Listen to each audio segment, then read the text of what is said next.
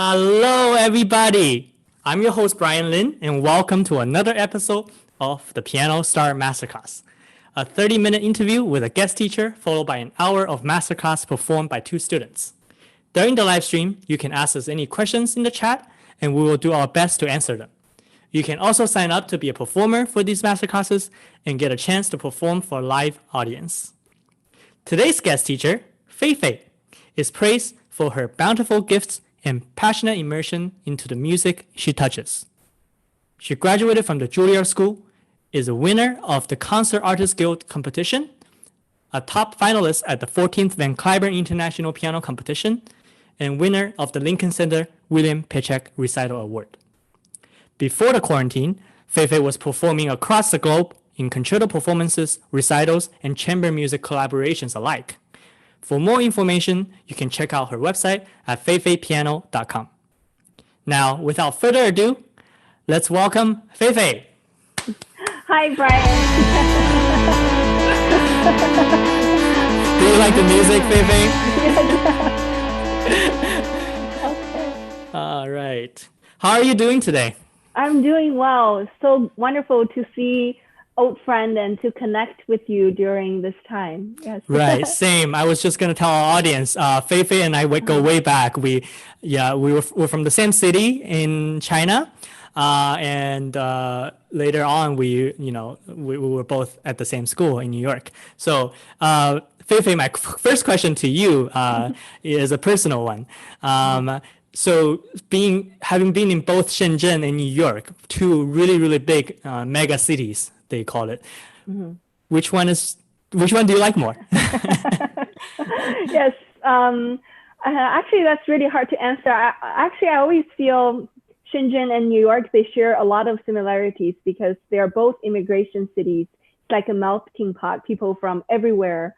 And also, it's such exciting place with a lot of arts, and it's also financial center, everything. So many ways it's very similar.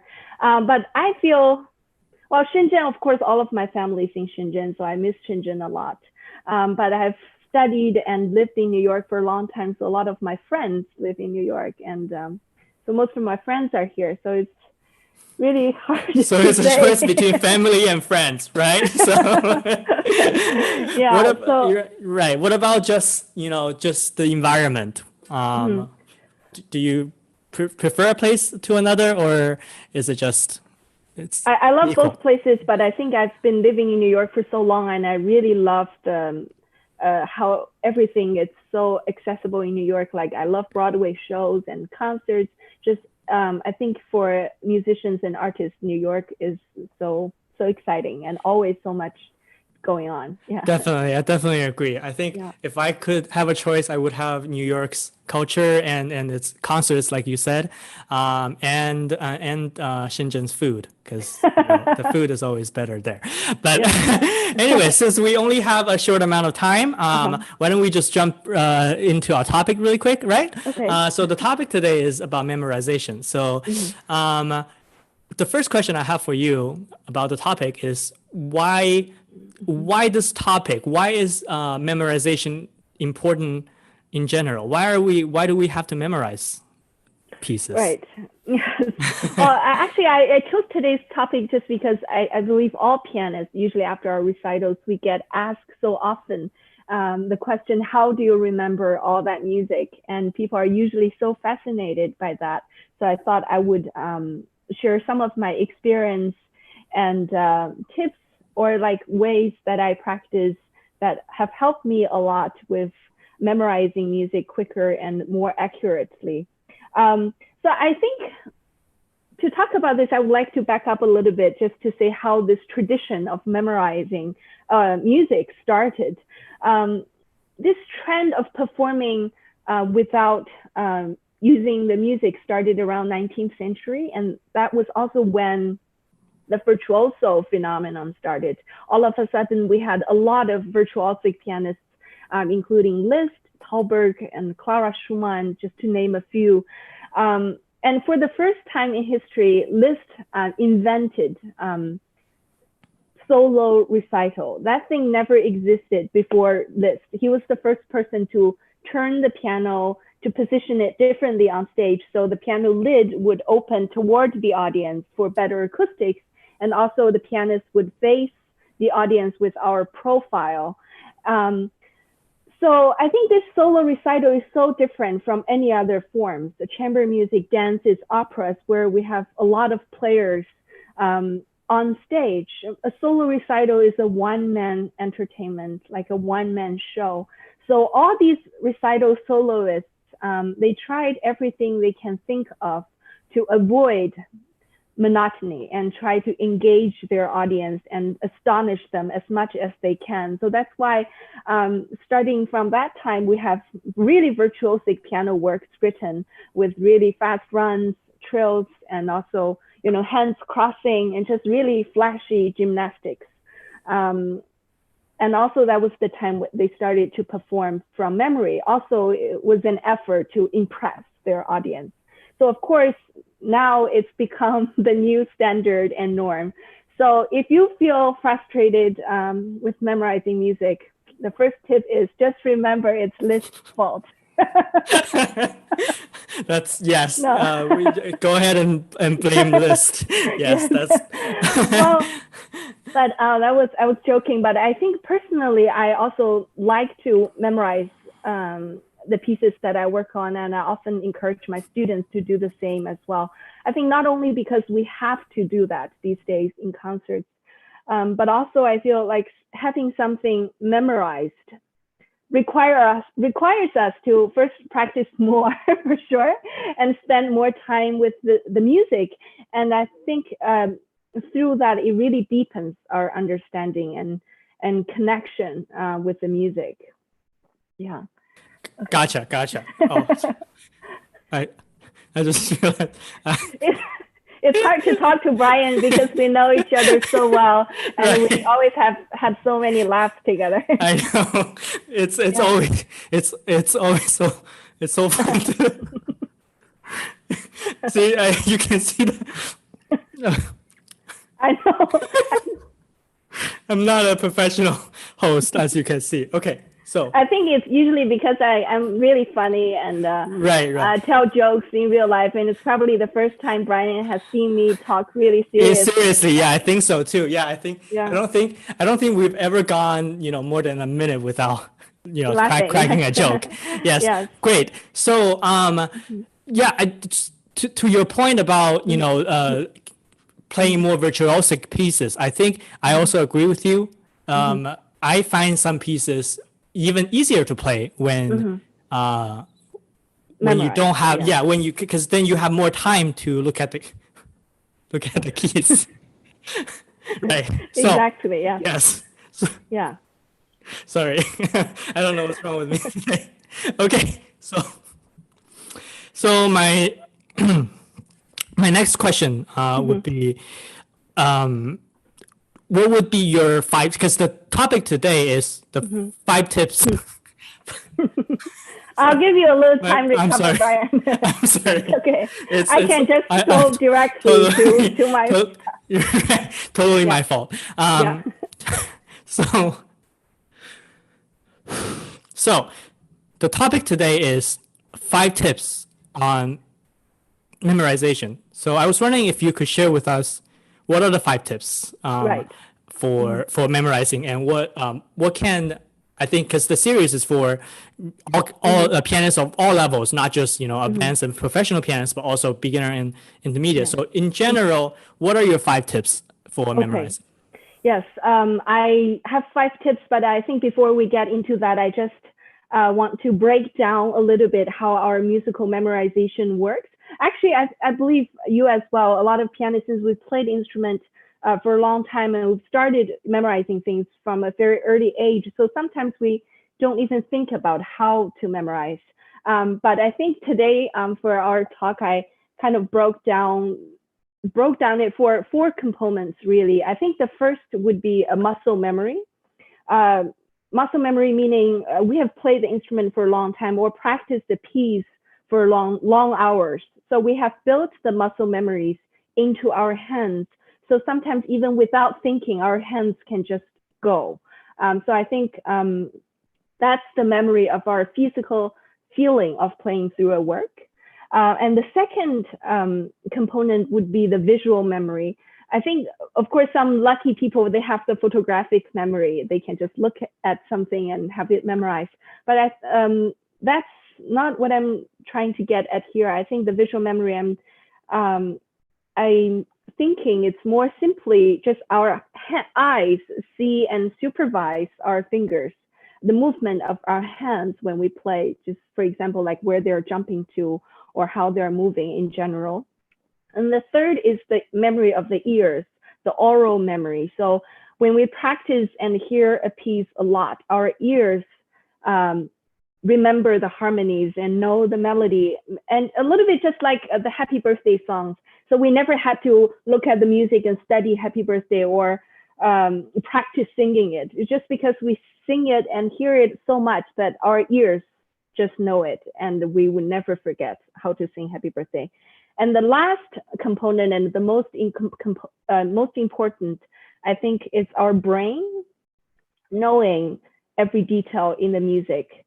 And I think that memory requires us to study the score and music really thoroughly and in great details. So now I'm gonna go start with my 5 tips. I think my very first tip would be right fingerings. For me, when beginning to learn piece, I'm quite meticulous with writing fingerings. I'm much better now, but when I was younger, I would, even for octaves, I would write out 5-1, 5-1, 5-1 repeatedly. So I write fingerings not only for the tricky parts, the difficult passages, but also for the easier parts. Sometimes for the easier parts, we feel, oh, this is easy. We could use any fingering. We don't have to write it down. And we end up playing it with different random fingerings each time. There's nothing wrong with using different fingerings each time. But I just feel, for me, I'm a special case. I feel like I'm physically very awkward. Sometimes even when I walk, I had to think, okay, right arm, left leg. Otherwise, I would be walking same side. So I feel like laying out a very well thought out fingering plan at the beginning of your learning process would help you practice better, because fingering is really the choreography of your fingers. So if you find and commit to a good fingering plan, then I think that really helps strengthen your muscle memory. And also another thing I notice is when you have put down some fingering plans and you decide to, leave the piece for a while, when you come back to it and you can see some old fingerings in your music, for me, that really triggers the muscle memory, and it makes relearning much quicker and easier. So my second tip would be... Before you do that, I just have a follow-up question on that. Yes. So let's say you're playing something really easy, like Mozart, like a sonatina, for example, where the famous da da di da di da da, and then it's obviously would you still, when you say easy fingers, would you still write it down like 1, 3, 5, or would you? Yeah, what the how specific are you referring to when you say the easy fingers? Well, now when I play the Mozart Sonatina, I use the fingerings I wrote when I was 5. Okay. So you did write the fingers when you were 5. Well, no, I was joking, but I think even for the really easy part, because for example, even though miso, you could use like 1, 3, 5 or 1, 2, 4.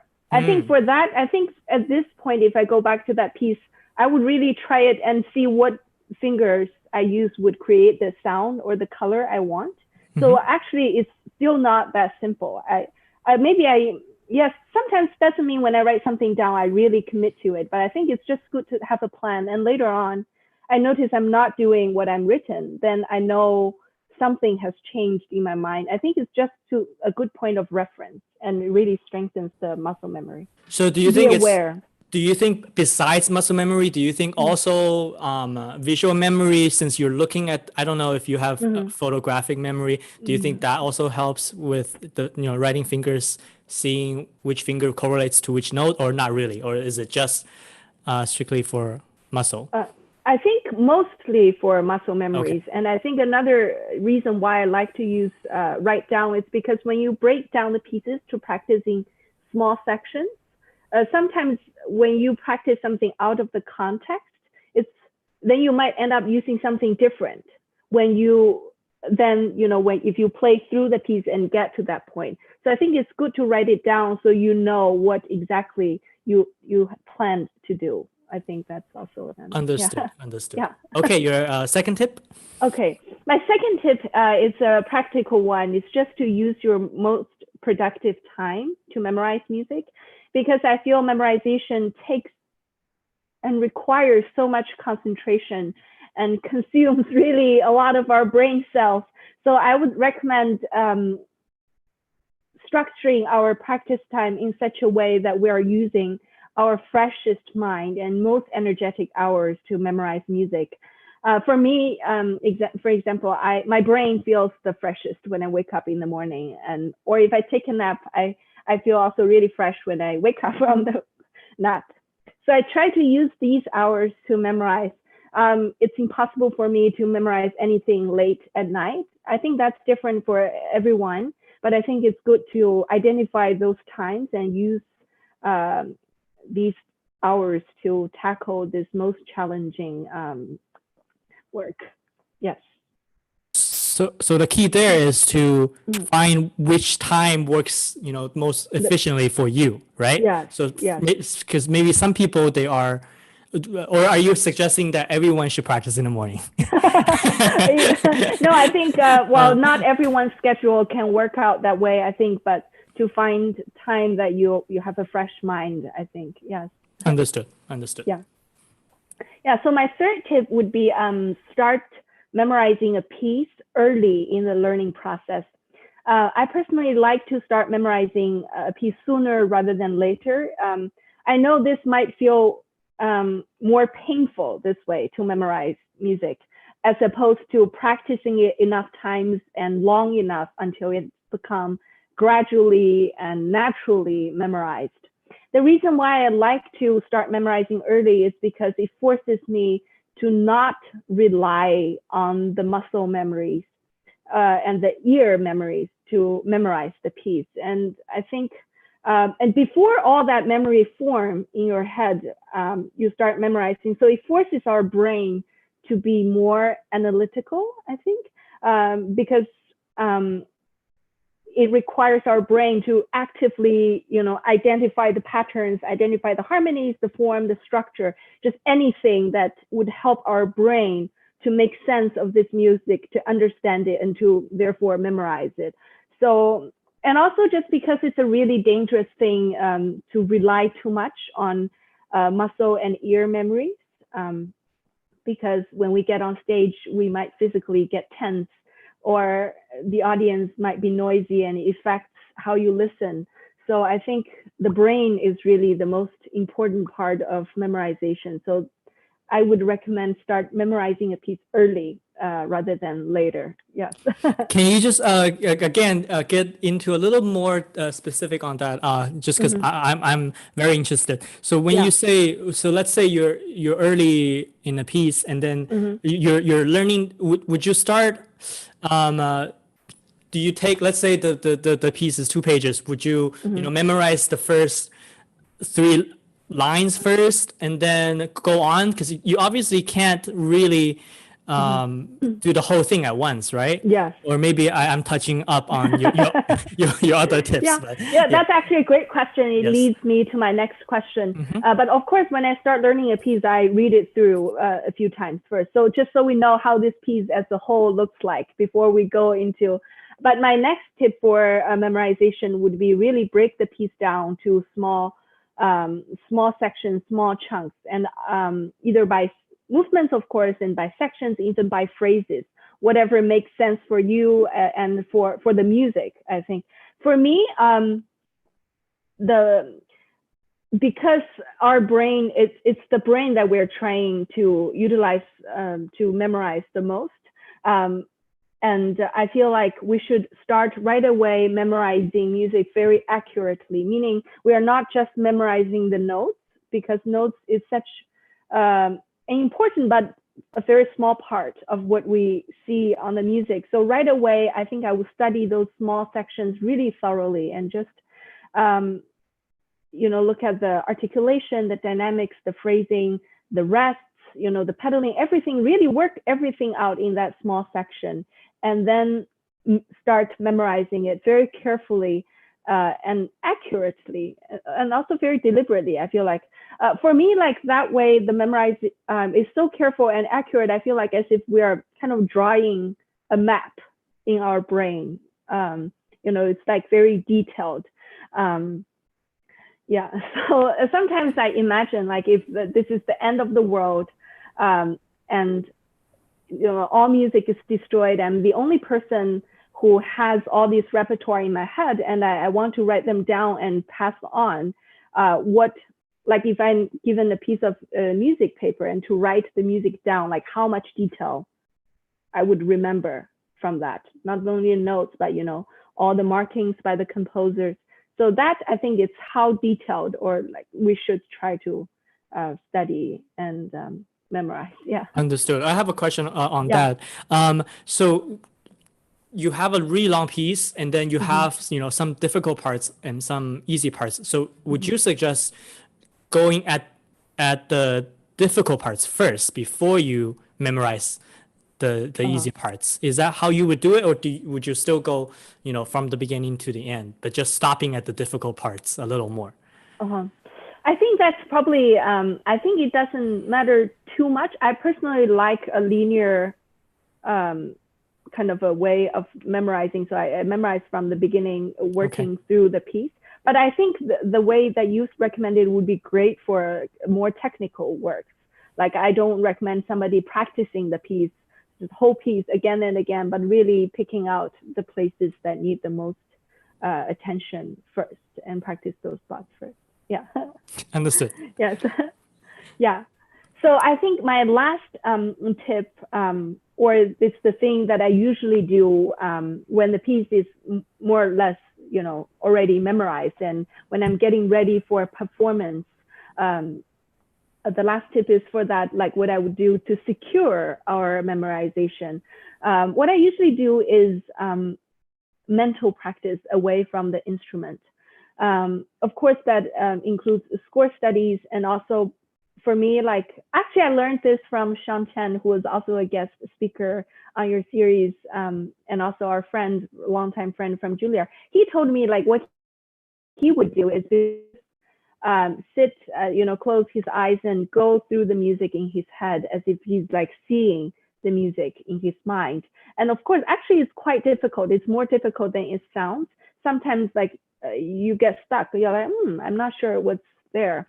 And then you check the score, you clarify it, and then you go back to it and continue. I think that way, again, I think it's the 4 components we talked about. I think this exercise is also about breaking apart this component. So when you are only studying away from the instrument, you don't have the muscle memory, you don't have the oral, you don't even have the visual. You're just test your brain, just see if it knows everything, I think.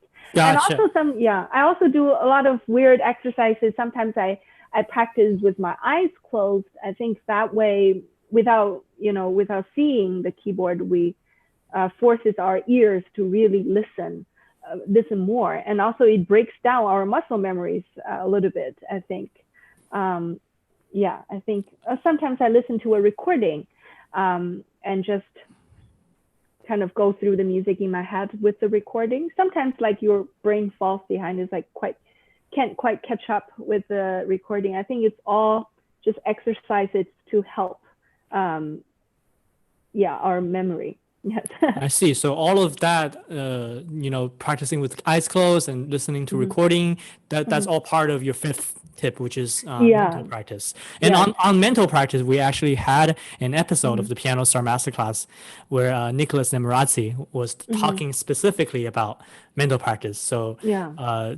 if one of our audience wants to check it out, you can check out that episode too. Yeah, you should. Nico is a great friend. He's a really Right, amazing he's artist. another Yeah. friend of ours. Yeah. Yes. So yeah, just on that point about listening to recordings.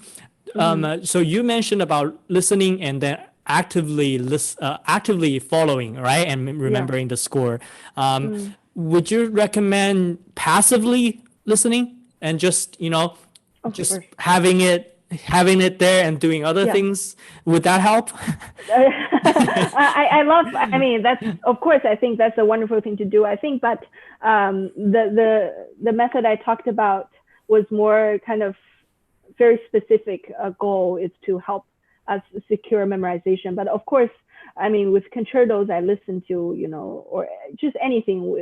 We always listen to so many recordings, but I think sometimes to enjoy or just to see how their interpretations are. So I think the way I talked about was more oriented toward memorizing. Kind of, yes. Gotcha. Yeah. Okay, so since our time is almost up, my last question for you would be, what would be your personal experience with memorizing? And since you're talking about you're sharing these great tips. From your personal experience, have you always been successful with memorizing? And how did you Yeah. how did you figure these things out? Okay. So I really think memorization is like working out in a gym, and it's really like exercising. So the more we do it, the more we exercise our brain, the better and faster and more comfortable we get doing it. But I remember growing up for me in China, memorization was always a big part in school, in all classes, in all subjects. I remember for our Chinese class, we had to memorize and recite hundreds of ancient poems from different dynasties. And for English class, we also had to memorize so much. I still remember I had to memorize the Gettysburg Address like so many times. I think to this day, I can probably still do it. I still remember like 7 years ago, our father brought upon our continent a new nation, conceived in liberty and dedicated. So I think the things that I've memorized when I was a kid, it just sticks so well, I think. And musically, my piano teacher growing up assigned me to study and memorize a piece by Bach almost every week or every other week, starting from the minuets to 2-part, 3-part inventions, to the suites, to Italian concerto, to prelude and fugue. So Bach was really a non-stop for me. I didn't love that back then. I really hated it because it just made me feel really stressed every time going to lessons, having to prepare so much and memorize. But I think looking back, I'm really grateful for all these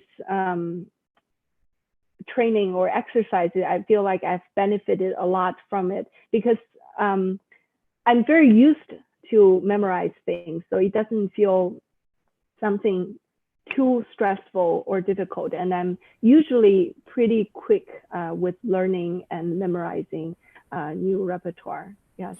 So it's become a habit of yours to always memorize stuff. Yeah.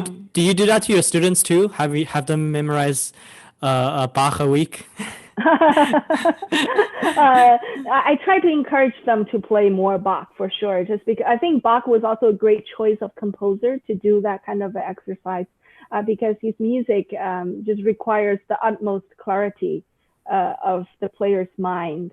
And Bach, of course, everybody knows is the most difficult thing to memorize. Yes. Right. So I think it's always good to play Bach, a lot of Bach. Yeah. Right. I totally agree with you.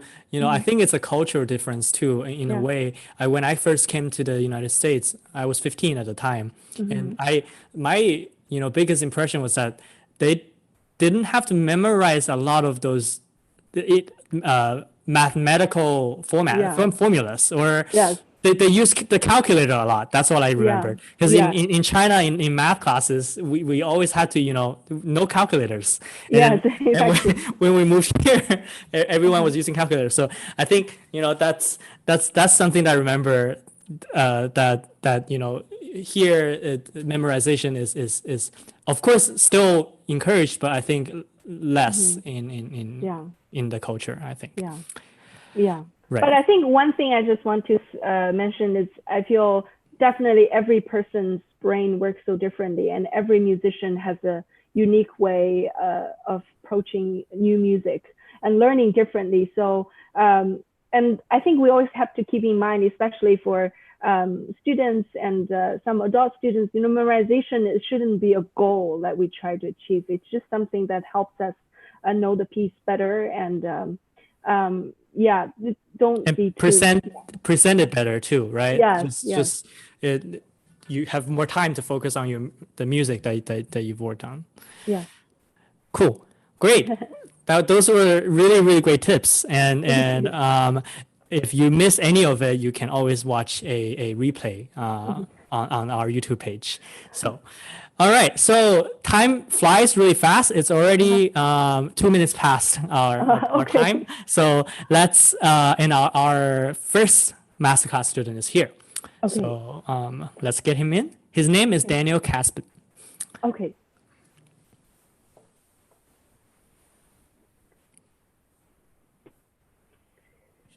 And if I remember correctly, he will be playing Chopin's C# minor Nocturne.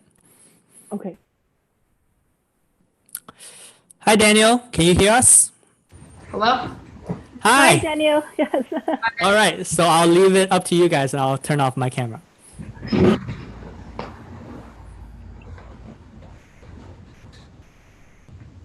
Okay, start whenever you are ready. All right, thank you.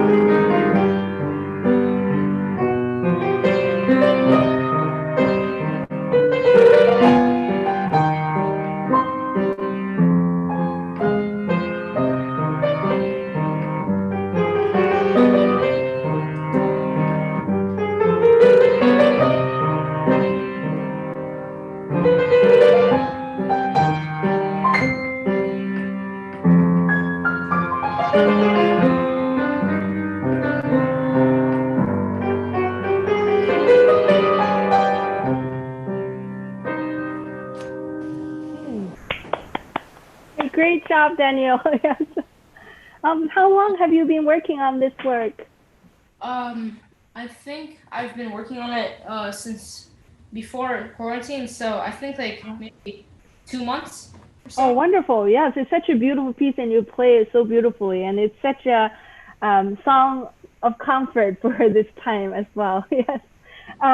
I just, before we start working on this work, I just wonder, when you play this piece, what kind of imagery or emotion or feeling does this music inspire you to feel? Can you share it with us? I think it like kind of, I think I kind of think of it as like a flow, like kind of the sea brings you wherever. You mean float? Sorry, I couldn't quite hear very well. You mean floating at the sea? Is that right? Yeah, like yes. Floating. Yes, that's beautiful. Yes, and could you tell me like what's your favorite part of this music? Where that is? Like which part is your favorite? I think my favorite part of the piece is probably the ending, since it kind of is like there's a diminuendo into just the chord. Yes, it's such a beautiful, like from the really dramatic moment, then it kind of decays. It's very poetic. It's yes. Okay, so do you have your music nearby so we could take a look closely? Yes, I have. You can go get it. Yeah. It's right here.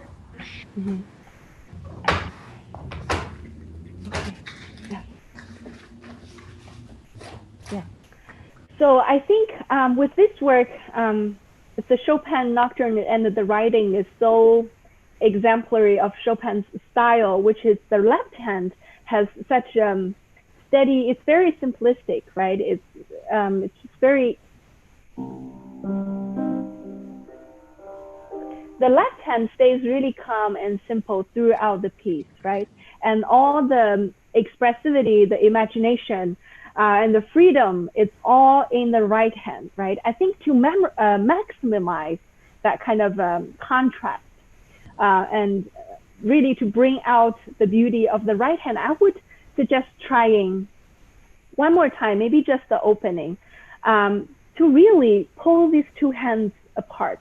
Can you try once, maybe just the left hand alone, and to really try playing it as soft as you can, as if you are not really pressing down the keys, but you're as if you're just brushing the keys on the surface, just as soft as you can. Yes. Can you try the left hand alone in the beginning? Okay.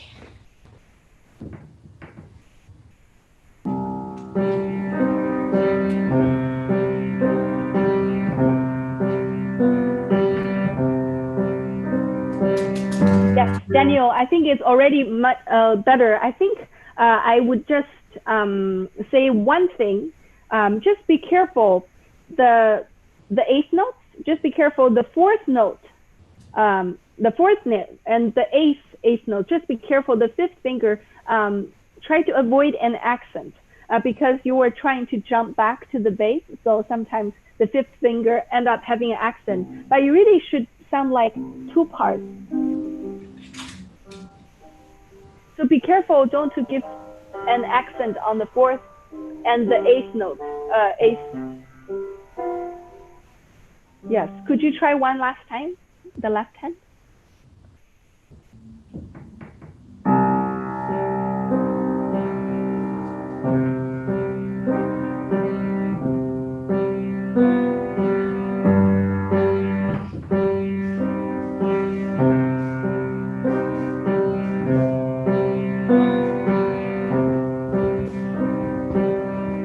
Yes, let's try one more time, thinking almost there is a diminuendo after each bass. So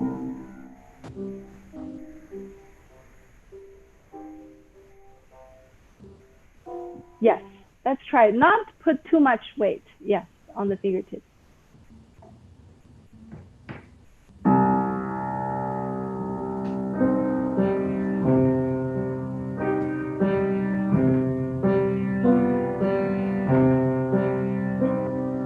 Okay, yes, now let's try adding the right hand to it. And let's imagine, I think right now the balance is like this.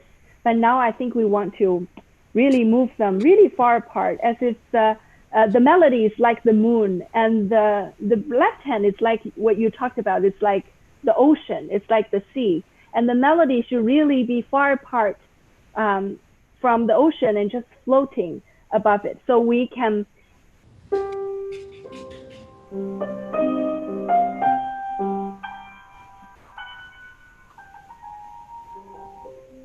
Let's try it. Let's try bring these two hands apart and really give all the beauty and the attention to the right hand.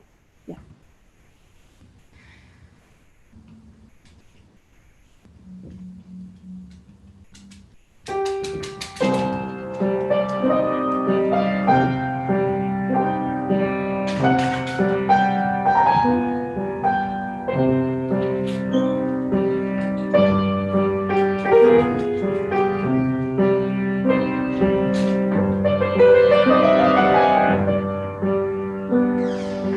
Very good. Yes, very good. Very good, Daniel.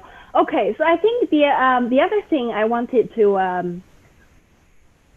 say about this work is it's very interesting piece. The phrasing are quite square, right? They are all 4 measures, 4 measure, 4 measures.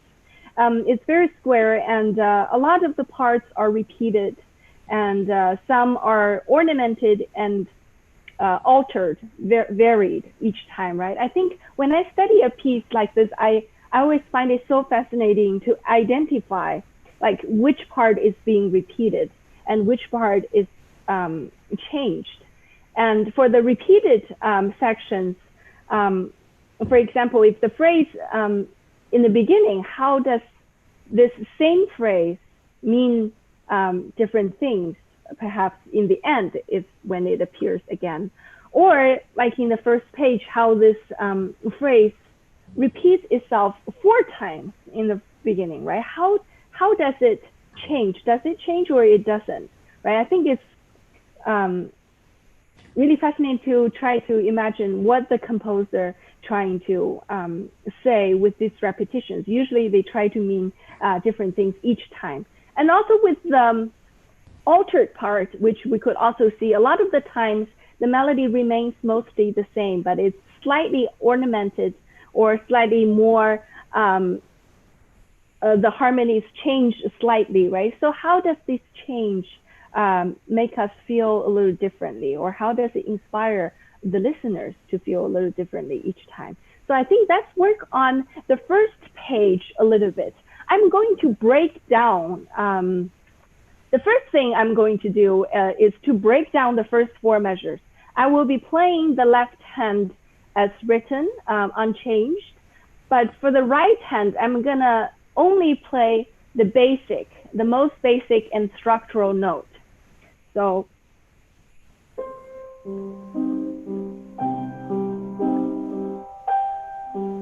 this is a dominant, and then back to 1.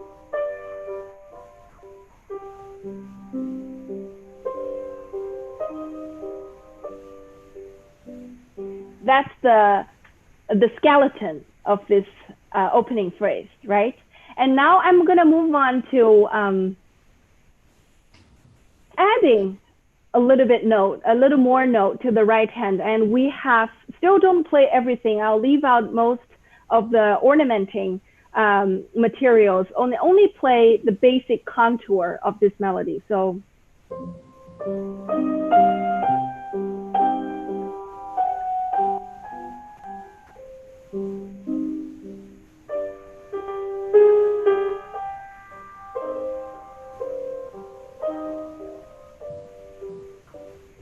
Daniel, could you try playing this version of the Nocturne, just leaving most of the ornaments out and only play in its simplest form? Okay.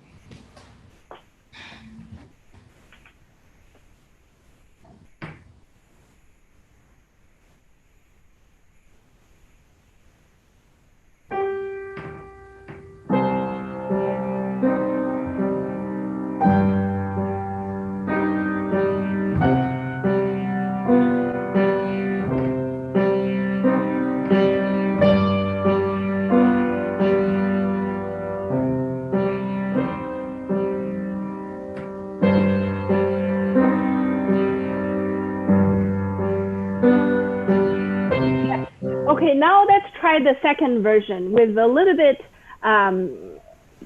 the melody, the complete melody, but without the dotted rhythm, without the ornaments.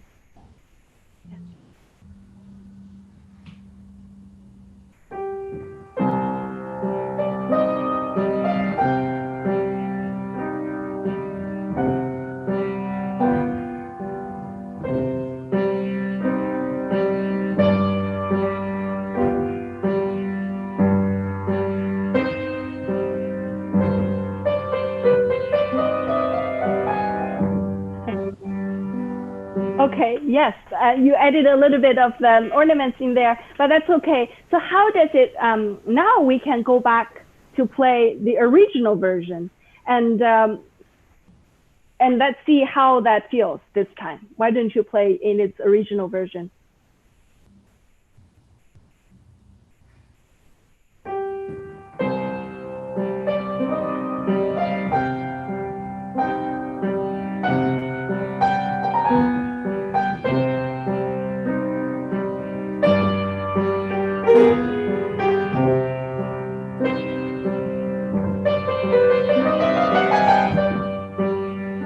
Yes.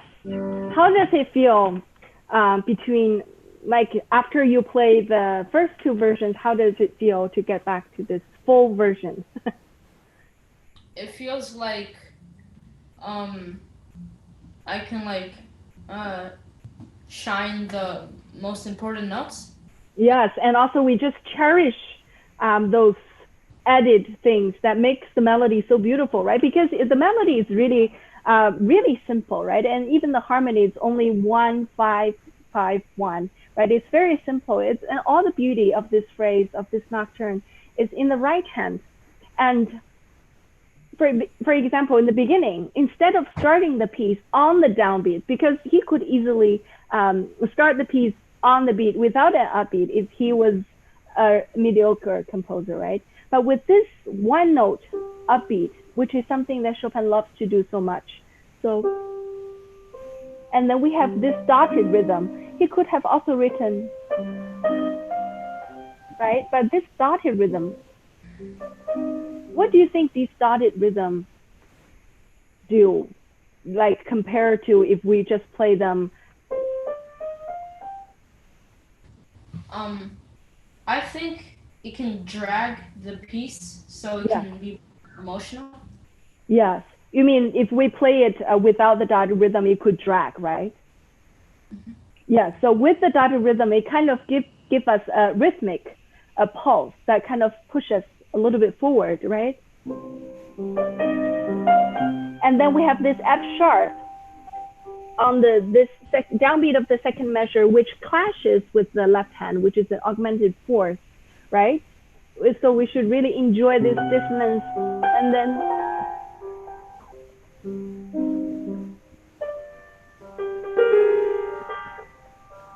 And then we have this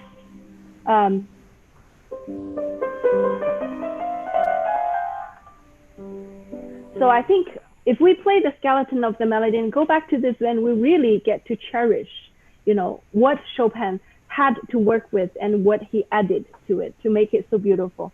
Okay, so my second question for you is on the first page, right? This do, re, mi, fa, sol, so gets repeated 4 times. Could you tell me how do you feel, maybe each time, do you feel they are slightly different? And if they're different, how do you feel they're different or how they are connected? Are they getting more and more excited, or are they getting more relaxed, or is one of them more open, or is one more sentimental, or just anything that? I think the first one that they play is the most, like, I guess you could say dramatic, because then the next one is like an echo. Mm-hmm. And then the ones after them, I feel like they're repeats of the first and second one. Then the third one's gonna be dramatic, and then the fourth one's gonna be an echo. Okay. Oh, that's a good plan. But I like the echo. So it's a reflection of what we played, right? So I think Do you also have a pianissimo marked for the third time, or that's just my IMSLP version? Yeah, I have it. Yes. Okay. So I imagine this piece. Maybe I'll propose my plan now. It's the first one I like. It's very open. It's our opening statement of this piece, right? So it's very very generous, like you said. The yum.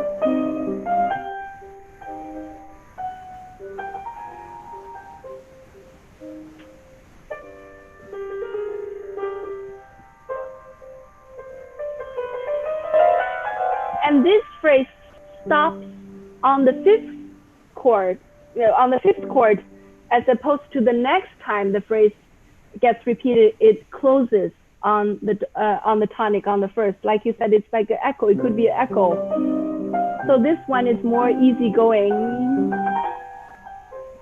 Echo.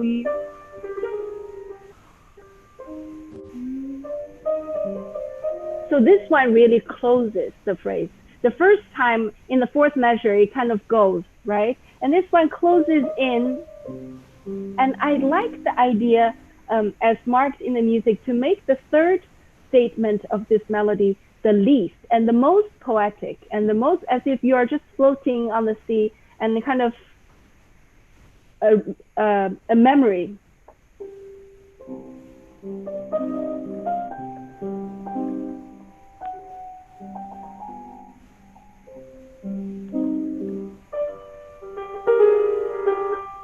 And this time we have a very interesting dissonant note in the left hand, an F sharp. And we could bring that out. That's something that's completely different from before.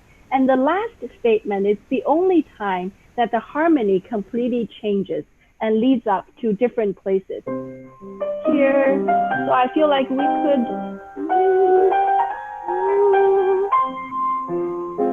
And this is also the widest range we get so far, and then we descend.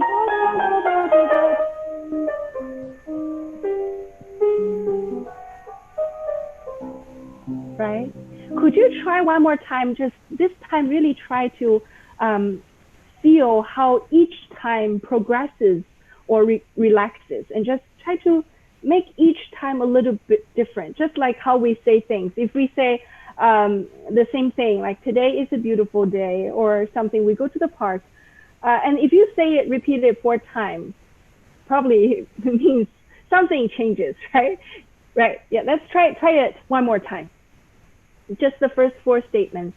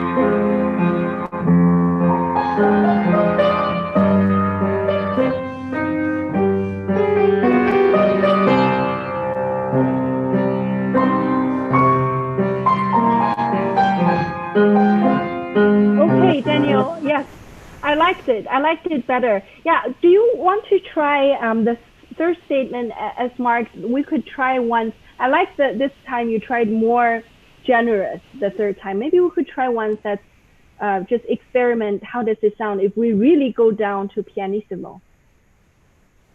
We can start right there. The third statement.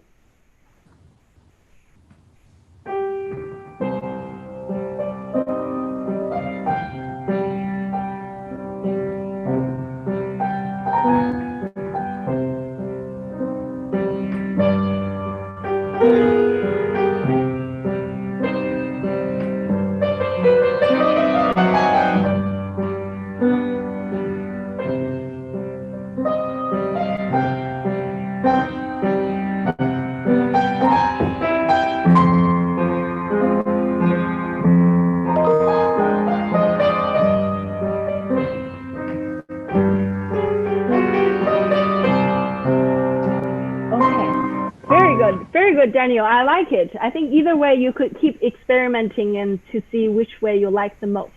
And in this piece, it's set in C minor, which is quite sorrowful, right? Yeah, quite melancholy, right? Yes. But there are 4 measures in this piece that we open up to a major and open up to a little bit of sunshine. Do you feel where that is, or do you know where we modulate? It's a very brief moment. It is over here. It is in measure 36 to 38. I am pretty sure. 36 and 38. Yes, that's a we have some dominant 7th chords right there, right? But I think there's another spot, I'll point it out to you. It's around 29. And 29, before that, I'll play from 2 measures before that.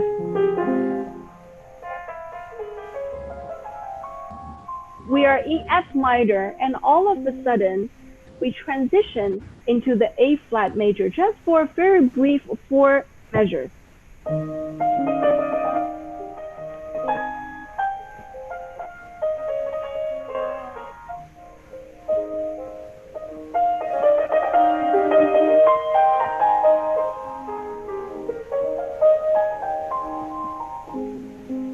And then we go back to the minor.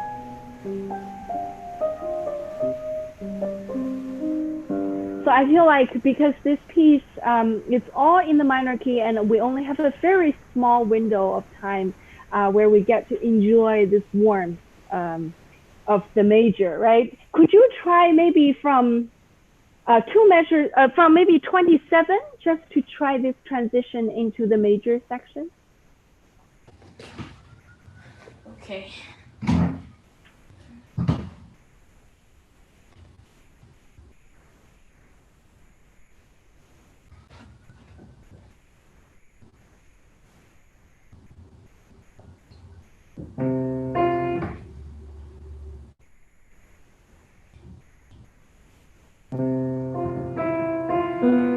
I'm sorry. That's okay. Or anywhere you feel comfortable starting around that area is fine. Okay.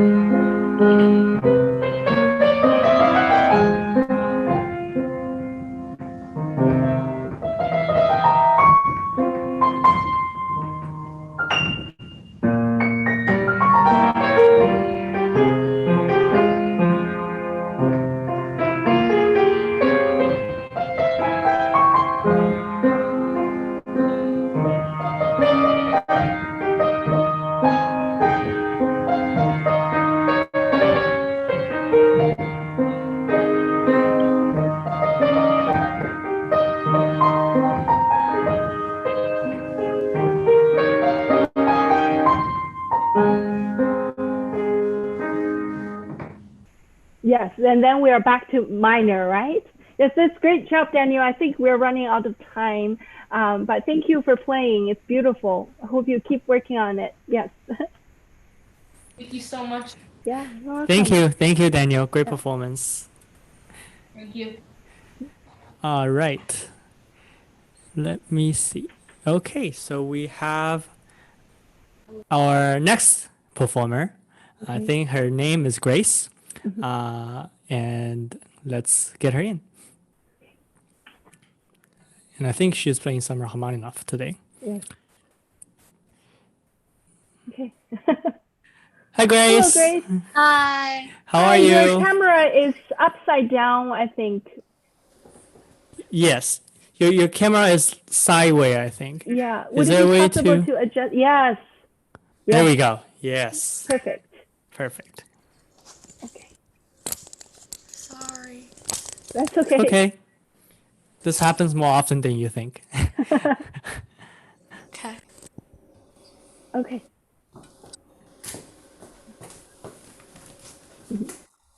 Start whenever you're ready. Yes.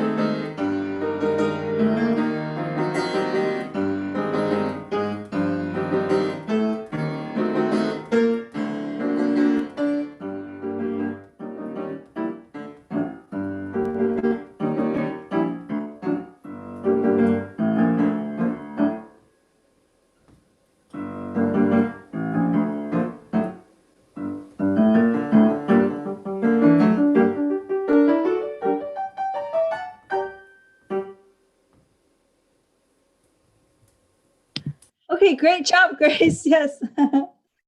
Wonderful. It's not an easy piece to play through. It's such a powerful work, right? Yes. Do you get tired playing? Do your arm muscles? At the end. A little bit, yeah. Okay. So before we jump into working on this work, could you share with us a little bit just how you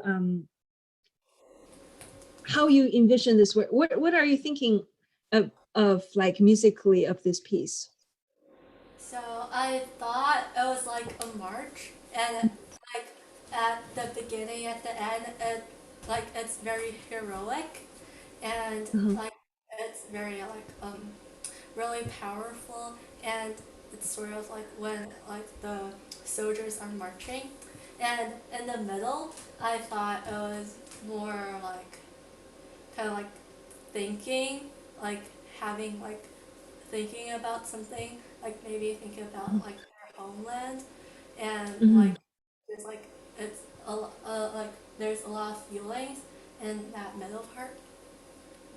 Great, great, Grace. I love it. I love the marching village, the marching theme with the soldiers, right, coming in the outer parts and in the middle section. I love how you described it. It's this sentiment. It's a very sentimental part, and Rachmaninoff, in fact, when he moved away from Russia to New York, he was indeed missing his homeland a lot. So I think that would be a perfectly fitting image to think about.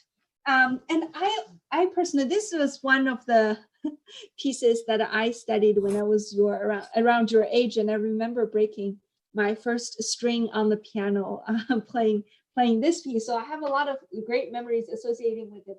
And I always imagine this march because it begins in such a soft dynamic, right? And I picture that's when the marching is really distant, in a great distance, and we definitely can't see them yet, and you could barely hear them.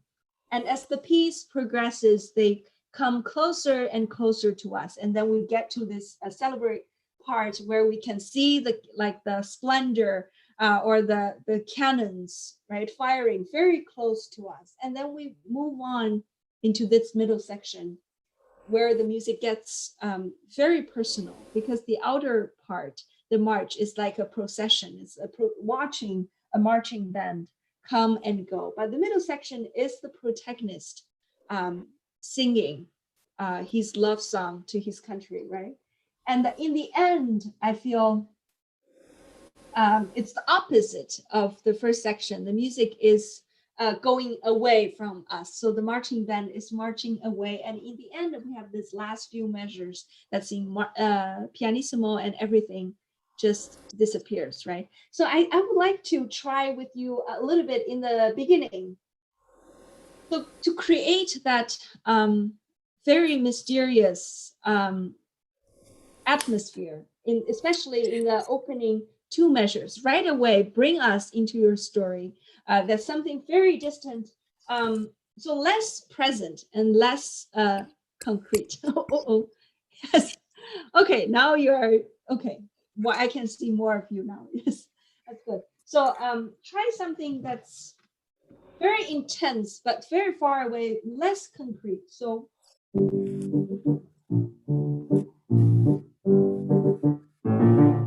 And then it grows closer and closer. Let's try that.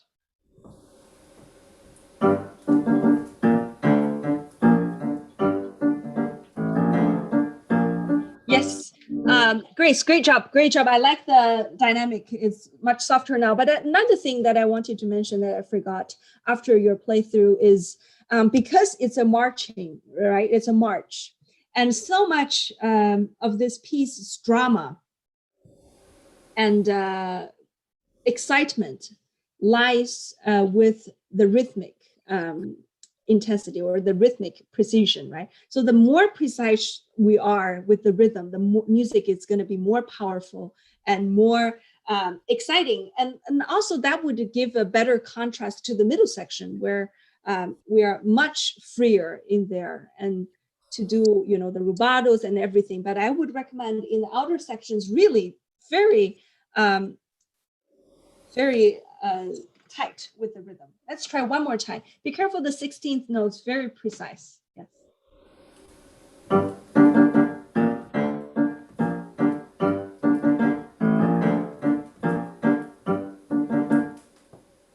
Very good. Let's try one more time. Let's bring the character a little bit even more.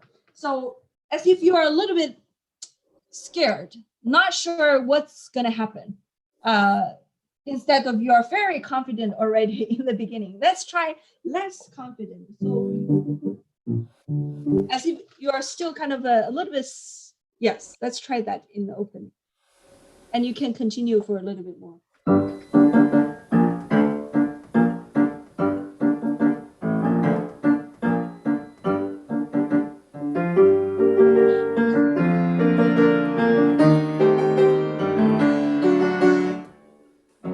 Yes, much better. I'm not sure if it's the connection. I hear a little bit rushing where you just ended, but maybe it's the internet. I like the beginning much better now. So once we get to the third measure and we have these 3-note upward gestures coming in, I think this is something different. It's already hinted here, right? We have this here, but very brief. But now this 3-note figure becomes prominent. We have more of this.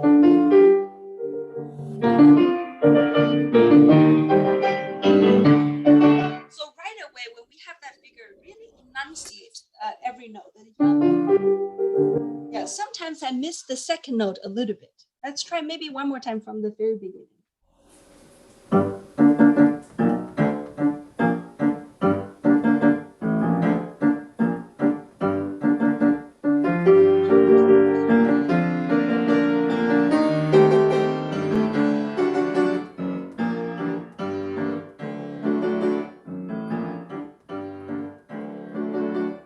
Very good. Maybe continue a little bit more, Grace. Yeah, where you just.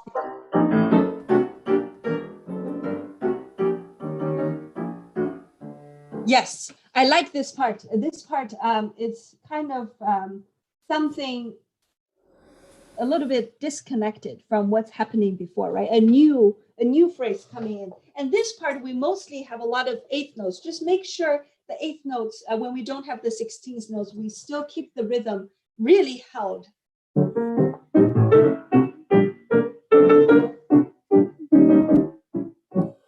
Could you try this phrase one more time? Just make sure the 8th notes are, yeah, you're not letting them go. Yes.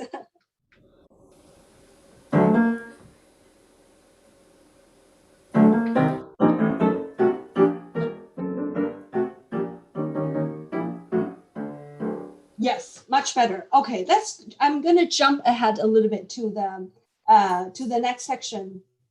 And this is when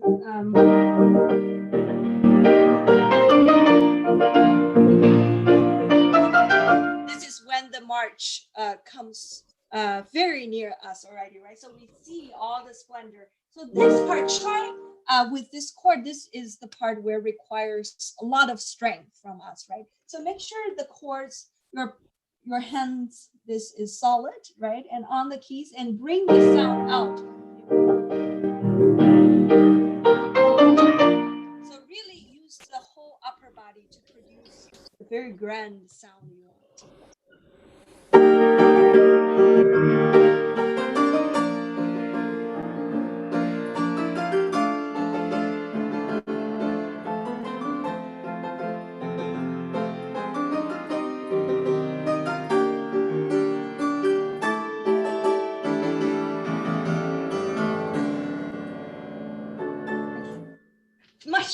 Much better now, Grace. And I love how you differentiated how each phrase is a little bit different, and with this nuances. I love it. I think to dramatize or to maximize this drama in this part, I would recommend really bringing the bass in the left hand a little bit more. So when we have this, and another little thing just to be aware be careful. It's the, even though this is not the melody, but this rhythm is the character of the march, right? And it's prevails the whole piece. So really to keep this figure, the rhythmic motive really tight.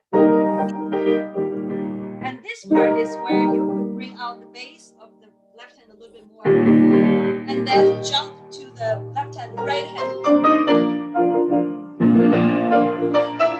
So we get the full range.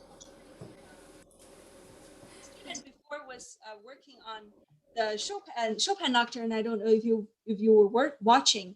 These two are two of my favorite romantic composers, but we can see how this texture is so different, right? In the Chopin, you must have also played a lot of Chopin, and you can feel this, the texture is very sparse, right? It's the melody and accompaniment, but in this Rachmaninoff, enjoy this full sonority. So really bring out the tops and the basses more to feel this full range of registers.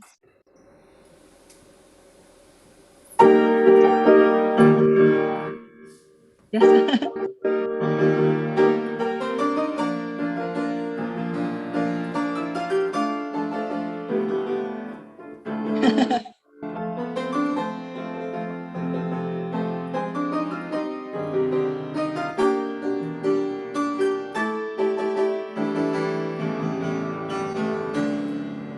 Yes, very good. Very good. Grace, I'm going to skip, just mention one spot, a similar spot in the recapitulation in the return of this part.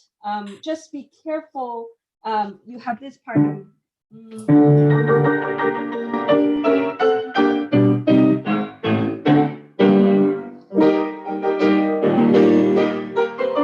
this part comes back in the return of the piece, just make sure we have the same rhythm. I think you have the memory of playing this part in the opening with this tempo, and in the return, I think we didn't quite recover to the same tempo, and we had all of a sudden a speed up, is like a speeding up from. So just make sure the tempo is completely consistent. So the more held and without going forward, the more strength we get. Okay, could you play just a little bit of the middle section?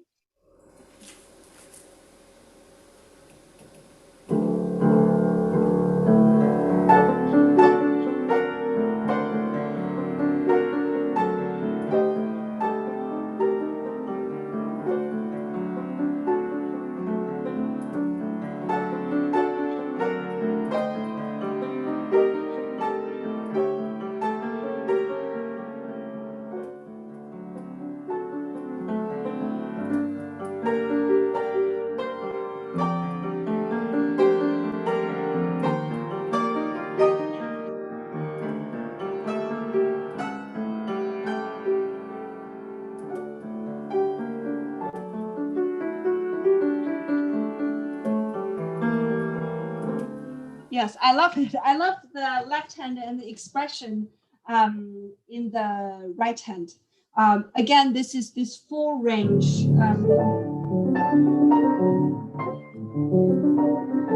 This part is such a breath of fresh air compared to the outer sections, right? Because this part we are into this rhythmically much freer place. So we are allowed to be more creative with our rubatos, right? Let's try one more time, really exaggerate the phrasing. I could hear it, but I think we could exaggerate it a little bit even more. And the phrasing is so creative here because we have a 1.5 measure, and then we have a 2-note slur, as if that's, I think Rachmaninoff marks it that way to, 2 parts to this 2-measure phrase. As if the 2-note figure is a sigh. So really the first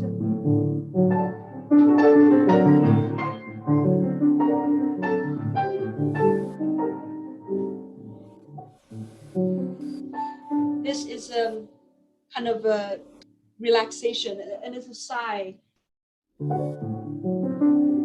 And as if like the first part of the phrase is like you missing the country and you want to go back, right? With this eager and grand sense of space, but this is but I can't. This frustration and disappointment. So So let's try a little bit of that.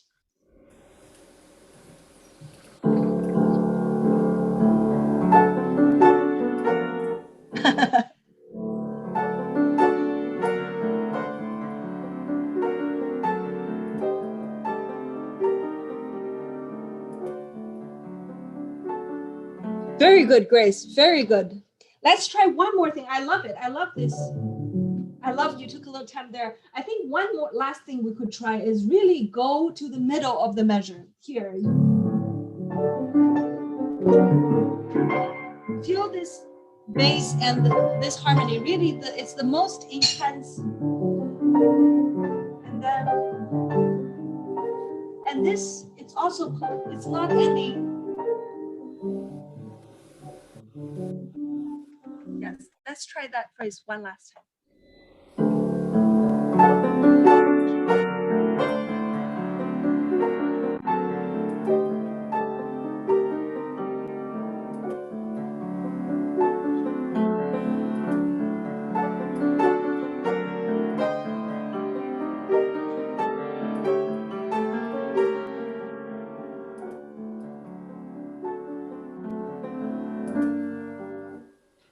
Very good, Grace. And here, where you just stop is where we go to the G minor. And I think this part, and this time, instead of a two measure phrase, we get a four measure phrase, really.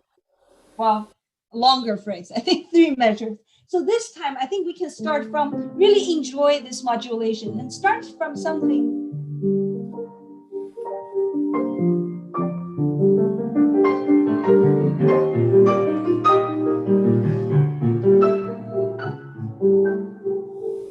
We have this flourish, right? It blossoms, and then yet it still falls back down.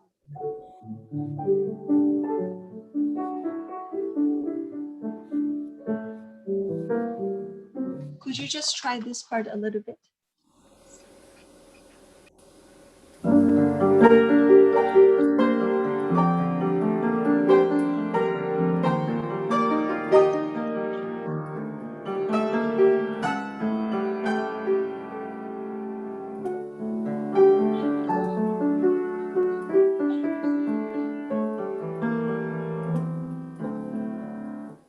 Yes, maybe play on a little bit more. I love to hear the inner voice one more time.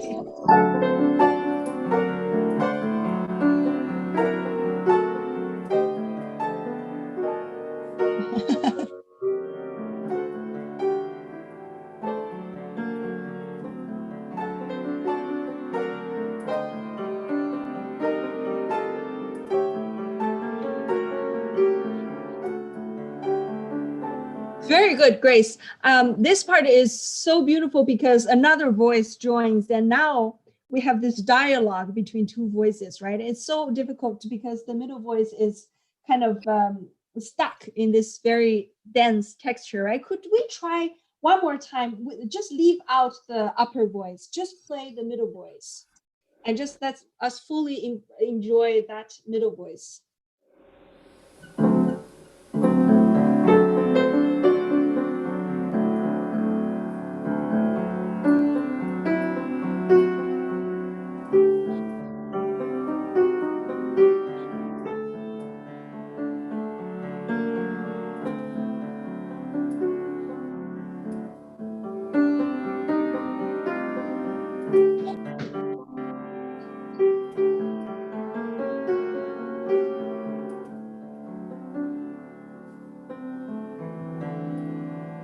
Very good. Yes, very good. I love it. I think this time when we play it through, I really hear this beautiful line through in our head. And when we put them back together, I think it's a great exercise that we just did. And when we put together, we were still able to carry these lines together and just hear them kind of weave through. But each line is, we're singing through each line. Could you try this part together one time?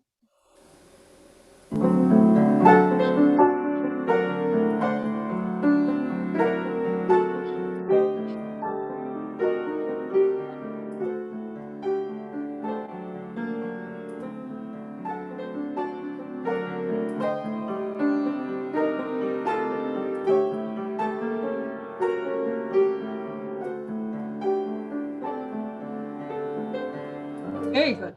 Yes, very good, Grace. Yes, I think I'm gonna touch one last spot in this piece with you. Is I find one of the most magical moment is, or the most intense, thrilling moment of this work is how he transitions out from this middle section back into the march, right? That's also the harmonically most imaginative and creative part of the piece. So, and that's also where the lowest dynamic was marked. Here.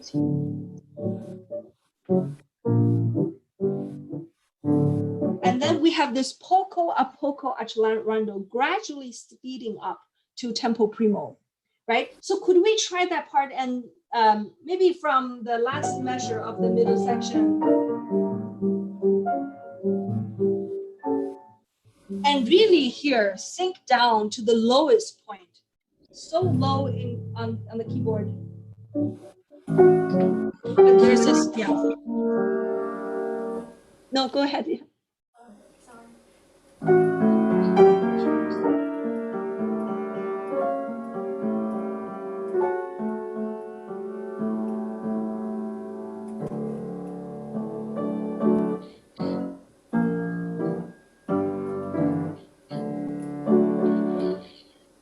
Yes, well, maybe continue a little bit until the tempo primo. Yes. Don't crescendo too soon.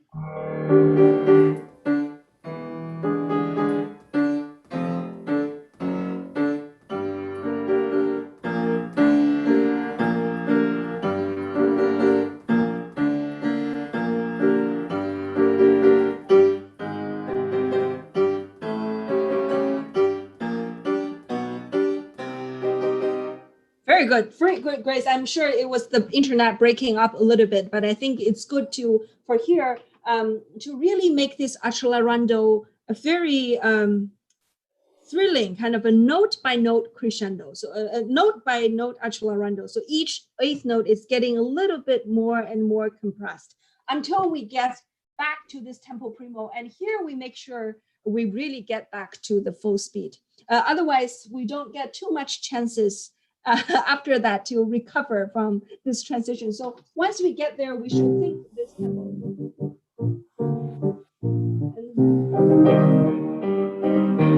And once we get to that tempo and we keep it steady throughout the piece, I think that way we will make the piece really dramatic and really effective.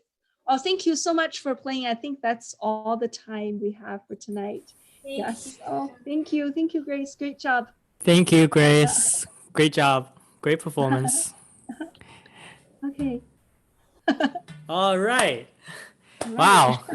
That was wonderful. And it's actually the first time I've seen you teach a long like a full lesson. I've definitely seen you teach bits, but that was wonderful to see. And such a pleasure to be able to invite you here and share your wisdom with us. Yeah, thank you so much for having me on your series. It's so much fun, and I'm glad there are so many first times tonight. First time you hear me teach, and the first time we talk in English, I think, like for such a long time, because we usually talk in Chinese. Right. Yes. Okay. Well, anyways, for our audience, if you want to check out, Fei-Fei's performance and learn more about her, you can go to follow her on her Facebook page, Instagram, and her website, feifeipiano.com, to learn more. And if you want to be a performer for these classes, go to our website at thepianoleague.com. And if you want to watch more content, you can subscribe to our YouTube channel. And if you want to support, the team at Piano League, we're pretty much donating our time. We're working on because we are passionate about this. So if you want to support us, you can find the PayPal link down in the description of this video. with that, I think we finished today's episode. Thank you so much for sticking with us tonight, and thank you so much, Fei-Fei, one last time, for joining us. And good night. Oops, I forgot to share. There we go.